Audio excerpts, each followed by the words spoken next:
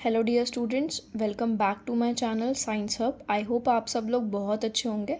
Students, आज के इस वीडियो में हम एक बहुत ही कंफ्यूजिंग टर्म्स के बारे में डिस्कस करने वाले हैं, वायरस, विरियोइड एंड प्रायोन। बच्चों, ये बहुत आसान टर्म्स है, लेकिन बस थोड़ा सा कन्फ्यूजन रहता है बच्चों के माइंड में। So let's start with the video. I hope by the end of this video आपके माइंड के सारे कन्फ्यूजन दूर हो जाएंगे। बच्चों, जो वायरस, विरियोइड और प्रायोन हैं, ये तीनों ही ए सेलुलर ऑर्गेनिजम्स हैं। ए सेलुलर ऑर्गेनिज्म होने का मतलब है कि इनके पास कोई सेल नहीं है। अगर सेल नहीं है तो how they will carry on all the vital functions of their body.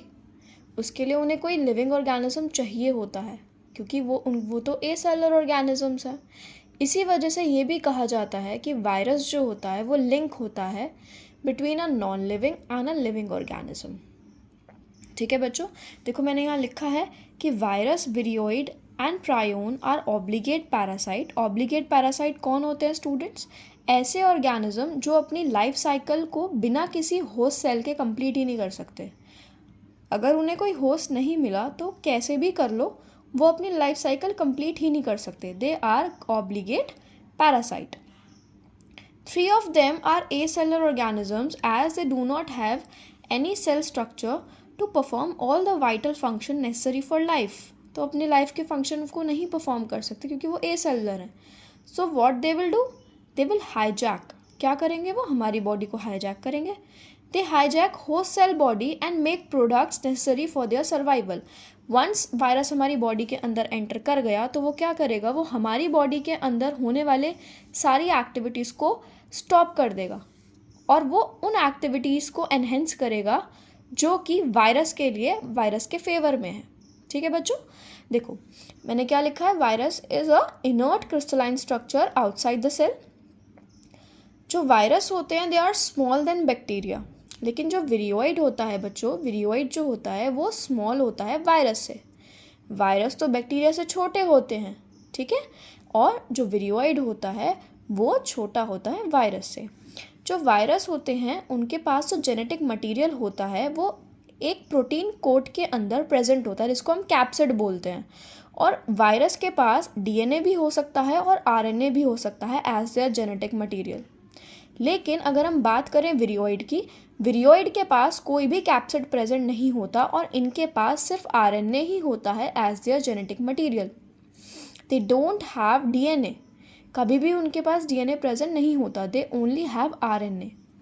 और ये पोटैटो स्पिंडल डिजीज़ कॉज करते हैं प्लांट में, और ये सिर्फ प्लांट को ही कॉज कर सकते हैं, कोई भी इन्फेक्शन। एनिमल में ये कोई भी इन्फेक्शन कॉज नहीं कर सकते। लेकिन वायरस क्या करता है? वायरस प्लांट को भी इन्फेक्ट कर सकता है और एनिमल को भी इन्फेक्ट कर सकता है। इसका एग्जाम्पल प्लांट का आपको याद होगा, आपने टीएमवी वायरस पढ़ा होगा, वो टोबैको मोज़ेक वायरस, जो कि टोबैको प्लांट के अंदर इन्फेक्शन कॉज करता है। और एनिमल के अंदर तो इन्फेक्शन कॉज करने वाले बहुत सारे वायरस हैं, HIV, Ebola, influenza, and the list is very long. And the last thing and a very special thing is bacteriophage. Students, bacteriophage का नाम देखते ही सबसे पहले तो स्टूडेंट्स ये सोचने लगते हैं कि ये एक बैक्टीरिया है। बच्चे, ये एक बैक्टीरिया नहीं है, ये एक वायरस है। और ये एक ऐसा वायरस है जो कि क्या करेगा? जो कि बैक्टीरिया को किल करेगा। ये बैक्टीरिया को इन्फेक्ट कर देता है, उसकी ग्रोथ को ख़त्म कर देता है। ठीक है बच्चों, आई होप आपको वायरस और विरियोइड के बीच का ये डिफरेंस क्लियर हो गया होगा। अब हम बात कर लेते हैं प्रायोन की।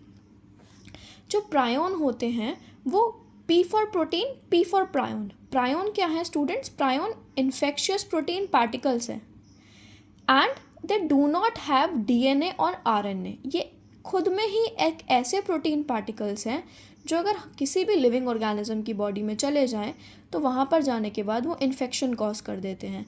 अब इनके पास प्रोटीन ही ऐसा है जो इन्फेक्शन कॉज करेगा, तो इनके पास डीएनए और आरएनए की क्या ज़रूरत है? इसलिए इनके पास डीएनए और आरएनए होता ही नहीं है। आपको पता होना चाहिए कि ये जो डीएनए और आरएनए हैं यही मेन इन्फेक्शन कॉज करने वाले एजेंट्स हैं, ठीक है।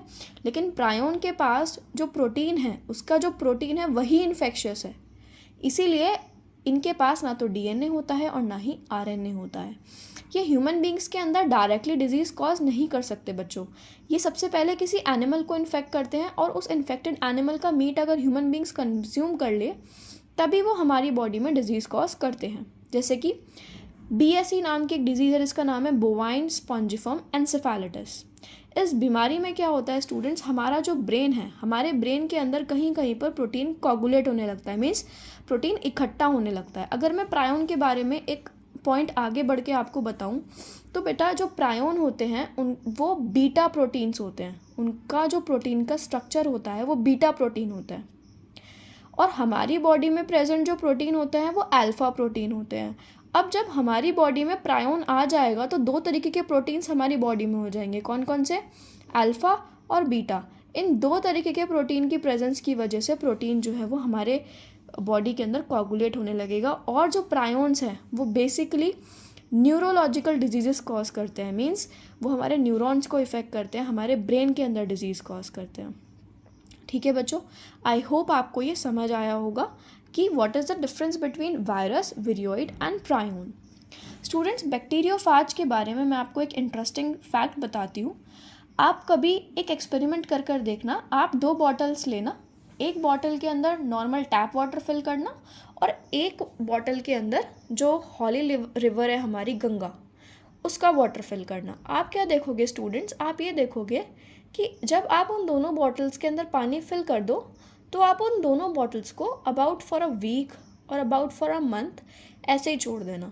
आप देखोगे कि एक बॉटल का पानी के अंदर से बहुत ज़्यादा स्मेल आने लगेगी, कलर चेंज होने लगेगा, लेकिन गंगा का पानी हमारे घरों के अंदर इतने टाइम तक रखा रहता है, उसके अंदर कुछ भी ऐसा नहीं देखने को मिलता। बच्चों, उसका रीज़न क्या है?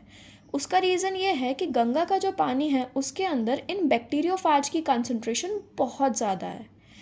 Being rich in this bacteriophage, जो गंगा का पानी होता है, अगर उसके अंदर कोई बैक्टीरिया प्रेजेंट भी होगा तो ये बैक्टीरियोफाज उस बैक्टीरिया की ग्रोथ को किल कर देंगे, उस बैक्टीरिया को वहीं किल कर देंगे। और आपने कभी कभार अपने घरों में भी देखा होगा, अगर किसी के घर में कभी डेथ हो जाती है, कुछ हो जाता है, तो क्या होता है बच्चों, कोई डेथ से आता है और अगर किसी ने किसी डेड बॉडी को टच करा हो, ठीक है, तो घर में आते ही सबसे पहले उसके ऊपर गंगा जल छिड़का जाता है और ये बोलता है कि भाई भूत ना तेरे पीछे लग जाए इसलिए छिड़क रहे हैं। लेकिन उसका कोई भूत पीछे लग जाएगा ऐसा कोई रीज़न नहीं है बच्चे। रीज़न ये होता है कि अगर आपकी बॉडी पे उस डेड बॉडी से कोई भी इन्फेक्शियस पार्टिकल आ गया है तो वो इन्फेक्शियस पार्टिकल गंगा जल के पानी के छिड़कने की वजह से उनमें मौजूदा बैक्टीरियोफाज आपकी बॉडी पर आएंगे और आपकी बॉडी पर आने के बाद उस बैक्टीरिया को, उस पैथोजेनिक बैक्टीरिया को किल कर देंगे। अब आप सोचोगे कि ये बैक्टीरियोफाज तो हमारे अंदर चला गया तो हमारे अंदर भी डिजीज़ कॉज कर देगा। स्टूडेंट्स, बैक्टीरियोफाज हमारे अंदर डिजीज़ कॉज नहीं करता, क्योंकि अगर ये हमारे बॉडी के अंदर चला भी गया तो हमारे बॉडी का जो एनवायरनमेंट है वो ऐसा नहीं है जिसमें वो ये सर्वाइव कर सके। इस वजह से बैक्टीरियोफाज हमें डिजीज़ कॉज नहीं करता, ये बैक्टीरिया को ही किल करता है। It is pathogenic to bacteria only. I hope you like this video and ये इंटरेस्टिंग फैक्ट आप लोगों को आई होप बहुत अच्छा लगा होगा, क्योंकि बहुत से घरों में ये रिचुअल बहुत टाइम से चलता आ रहा है और किसी को यही नहीं पता है कि हम ये क्यों कर रहे हैं। I hope you like this video बच्चों। Do share this video with your friends. Good night.